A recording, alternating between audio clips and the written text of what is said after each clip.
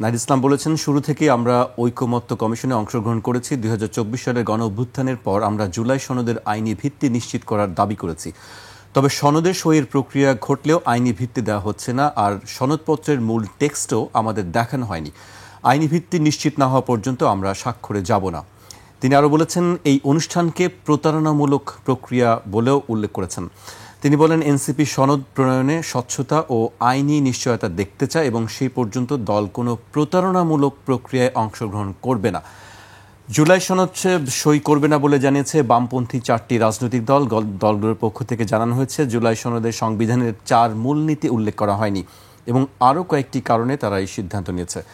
দলগুলো বাংলাদেশের communist party CPB, বাংলাদেশের সমাজতান্ত্রিক দল জাসদ ও বাংলাদেশের সমাজতান্ত্রিক দল মার্ক্সবাদী। হ্যাঁ, কমিউনিস্টরা বহু আগেই বলেছে যে তারা এটা সই করবে না। তাদের যথেষ্ট যুক্তি আছে, তারা সেই যুক্তি তারা দিতেও প্রস্তুত, তারা বলেছেন তারা দিবেন। মূল জায়গা কোথায় গড়াচ্ছে আমি আপনাকে আবার একটু ধারণা থেকে কথা বলি। সেটি হচ্ছে, এই জুলাই সনদ না হলে নির্বাচন করব না। দেখবেন যে এরা এসে এই কথা বলতে শুরু করবে, জুলাই সনদ না হলে। একটি কথা তো বলেছে যে শাপলা সনদ না দিলে নির্বাচন, সেটা তো বলেছি। এখন জুলাই সনদ নিজেরাই সই না করে এখন বলবে এইটাতে সই ছাড়া আমরা নির্বাচন করবো না, এইসব দাবি তুলতে শুরু করবে। এর কারণ হচ্ছে নির্বাচনকে কোনো না কোনোভাবে পিছিয়ে দেওয়ার একটা চেষ্টা চলছে এবং সেই চেষ্টার একটা অংশ হচ্ছে আমরা সই করবো না এটা বলা। কেন করবেন না? আপনাদের নিয়োগকৃত লোকেরা এটা সই করেছেন। পুরা জুলাই সনদ প্রণয়নের সময় ঐকমত্য কমিশনের বৈঠকে আপনারা ছিলেন না। আপনারা তো দাওয়াত পেলেও যেতে পারেন, প্রধান উপদেষ্টার কাছে দাওয়াত ছাড়াও যেতে পারেন। আমরা দেখি নাই যে এনসিপি দাওয়াত ছাড়া হাঁটতে হাঁটতে ঢুকে গিয়েছে প্রধান উপদেষ্টার বাসায়। আমরা এই খবর পড়ি নাই, পত্রিকাতে পড়েছি। সেখান থেকে বের হয়ে এসে তারা ঘোষণা করেছে প্রধান উপদেষ্টা পদত্যাগের আকাঙ্ক্ষা জানিয়েছেন, উনি খুব উষ্মা প্রকাশ করেছেন। বলেছিলেন না তারা? বলেছিলেন। তাহলে আপনারা এত কিছু জানতে পারেন, এত কিছু করতে পারেন, আর এখন বলেন আপনারা জুলাই সনদ পড়েন নাই। আপনাদেরকে পড়তে না দিয়ে এটা বানিয়ে ফেলেছে। আর আপনারাই যেখানে পড়তে পারেন নাই, জনগণ পড়বে কখন? তা আপনারা যে সই করে দেবেন নিজেরাই না পড়ে, ভালো কথা, আপনারা সই করছেন না। তিনি একটি কম্পেয়ার করেছেন, জুলাই ঘোষণাপত্রের সঙ্গেও কম্পেয়ার করেছেন যে সেক্ষেত্রেও একই বিষয় ছিল, তাদেরকে দেখানো হয়নি, সে একই কথাই বলেছেন। তো তখন তারা বলেন নাই কেন যে তারা সেটা দেখতে পারেন না? আপনি দেখেন, অনেক স্ববিরোধী কথা আছে। আমি তো আশা করছিলাম তারেক আসবে, এরই মধ্যে তারেক এখনো আসে নাই। অনেক স্ববিরোধী কথা আছে। প্রথম স্ববিরোধিতা হচ্ছে আমরা জানি না। যে বিষয় আপনারা বসে বসে মিটিং করে বহু চা নাস্তা খেয়ে সুন্দর জায়গাতে সুন্দর পোশাকে, এমনকি ছবিও তুলেছেন, গ্রুপ ফটো, আপনারা জানেন না এটার মধ্যে কি আছে। এই কথা বললে একটা প্রশ্ন আসবে যে এই যদি আপনাদের অবস্থা, আপনারা দেশ চালাবেন কিভাবে? এরপর আইন তৈরি হবে, বলবেন আমরা জানি না, কে বানিয়েছে বুঝি না। কারণ সংসদে আলোচনা হবে, আপনারা সেখানে উপস্থিত থাকবেন, তারপরে সংসদ থেকে বেরোয় বলবেন যে আমরা জানি না। এটা তো সংসদের মধ্যে আলোচনা করেছেন আপনারা, তাহলে জানেন না। অন্তত নোট নেন নাই, একটা খাতার মধ্যে, একটা ডায়েরির মধ্যে নোট নেন নাই কি আলোচনা হচ্ছিল। সেটার সাথে যদি কোনো তফাৎ থাকে এখানে, সেটা বলেন যে আমাদের নোটের মধ্যে এটা আছে, আমরা মিটিংয়ে এটা লিখে এনেছি, আর দেখেন এটা লিখেছে। জানেন না মানে কি? না জানার তো কোনো সুযোগ নাই। নিজেরাই বসে বসে আলোচনা করেছে। আমি আর আপনি যে আলোচনা করছি, আমি কি এখন গিয়ে বাইরে বলতে পারবো যে এইটার ভিত্তিতে জাকির কি লিখলো? আমি জানি না, কারণ এটা রেকর্ড আছে, আমরা দেখি। অথবা আমরা নোট নিয়েছি, এতগুলো লোক গিয়েছেন, আপনাদের দলের প্রতিনিধিরা গিয়েছে, এমনকি আপনারা এত ঘনিষ্ঠ যে জাতিসংঘে যখন প্রধান উপদেষ্টা গিয়েছেন আপনাদের দলের প্রতিনিধিকে সাথে করে নিয়ে গিয়েছেন। আপনারা তো এইটা জানার চাইতো এমনকি জাতিসংঘে কি হয় এটাও জানেন, না হলে ওখানে গিয়ে কি করেছেন? তো এত কিছু জানেন আর এটা জানেন না, এটা কি মানুষ মানবে? এটা তো স্ববিরোধী। দ্বিতীয় কথাটা শোনেন, আইনি ভিত্তি দিতে হবে। কিভাবে আইনি ভিত্তি দিবেন? আইনটা প্রণয়ন করবে কে? নতুন আইন তৈরি করবেন সরকার আদেশের ভিত্তিতে? তার মানে তারা নির্বাহী আদেশে দেশ চলুক, এটাই চাচ্ছেন। নির্বাহী আদেশ তো গণতান্ত্রিক না। নির্বাহী আদেশ হচ্ছে একটা জরুরি অবস্থা, একটা জরুরি ব্যবস্থা, বিশেষ একটা মুহূর্তে বিশেষ প্রয়োজনে নির্বাহী আদেশ জারি করতে হয়। এক্সিকিউটিভ ডিসিশনে তো সরকার চলতে পারে না, রাষ্ট্র চলতে পারে না। গণতান্ত্রিক সিদ্ধান্তে চলতে হবে, আলোচনা হইতে হবে। যে কোনো আইন প্রণয়নের আগে আইনের ভেটিং হইতে হবে। আইনি ভিত্তি মানে কি জিনিস? আইনি ভিত্তি যে আপনি দিবেন সেটা সংবিধানের সঙ্গে সাংঘর্ষিক যদি হয়, তাহলে কি জনগণ কোর্টে যাবে? এখন আপনি আইনি ভিত্তি দিলেন, কেউ গিয়ে রিট করতে পারবে এটার বিরুদ্ধে?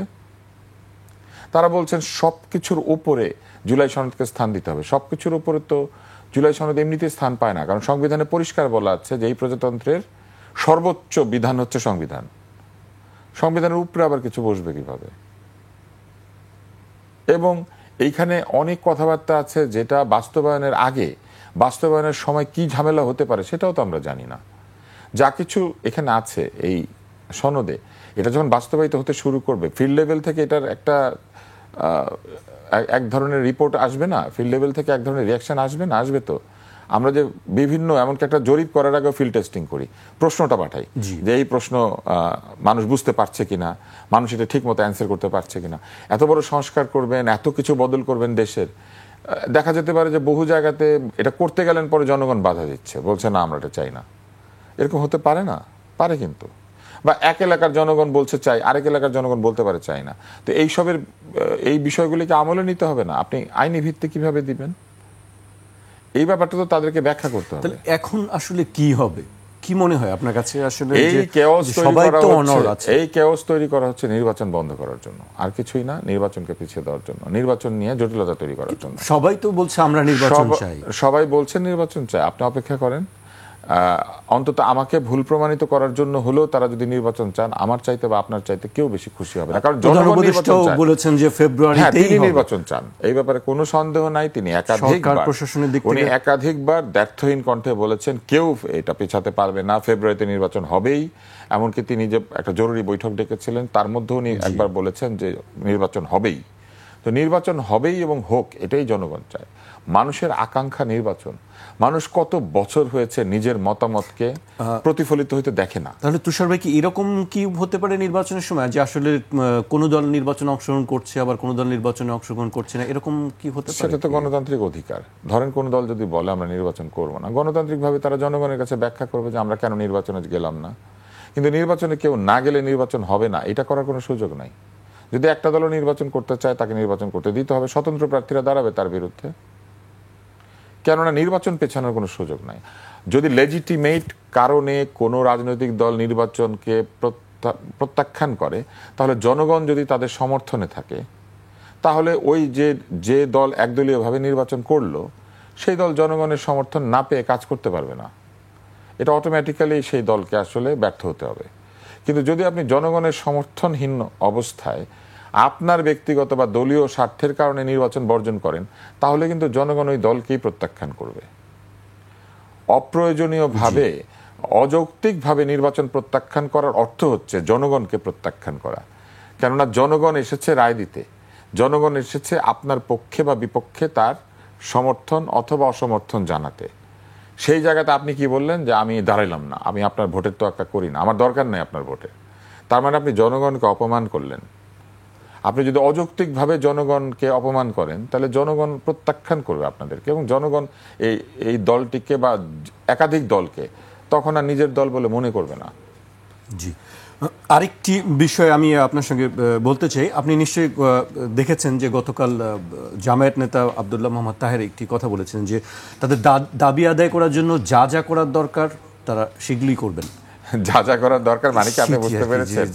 হ্যাঁ, যা যা করা দরকার মানে। তার আগে একটি শব্দ বলেছেন যে আমরা তাওয়া গরম করছি, একটি কথা উপমাও তিনি দিয়েছেন। এখন বাংলাদেশটাকে যদি তারা তাওয়া মনে করেন আর জনগণকে যদি মনে করেন মুড়ি, পরোটা, ডিম, বুটের কথা বলেছেন, বুট দিলে ফুট, হ্যাঁ বুট, পপকর্ন, তারা যদি মনে করেন তাহলে তো খুব মুশকিল। জনগণ কিন্তু পপকর্ন না, জনগণ কিন্তু ছোলা না, মুড়ি না, জনগণ কিন্তু পরোটা না, ডিম ভাজিও না। হ্যাঁ, তো তাওয়া ওনারা গরম করতে পারেন, কিন্তু খারাপ রাঁধুনি তাওয়া গরম করলে তেল ছিটে নিজের মুখে পড়ার সম্ভাবনা।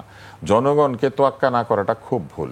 তাওয়া গরম জাতীয় শব্দও খুব ভুল। এগুলো হচ্ছে আওয়ামী লীগ আমলের রেটরিক।